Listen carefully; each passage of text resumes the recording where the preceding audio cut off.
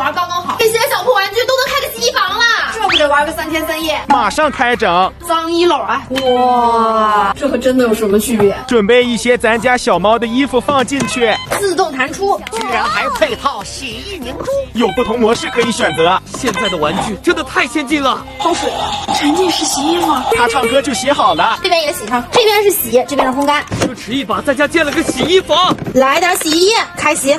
洗得嘎嘎快嘞！闺蜜送我的洗衣房，你们猜猜它是怎么动起来的？洗好就拿去烘干。玩具都带烘干了。勤劳的小蜜蜂来晾衣服了，这衣服你皱是吧？没事，咱们有熨斗，平平整整。喷点香氛。有请我们宝宝穿上衣服。猫总裁穿上了他的新衣，这个玩具不得随地溺死一个宿舍没有洗衣机的大学生？你们还有什么玩具想让我们测评？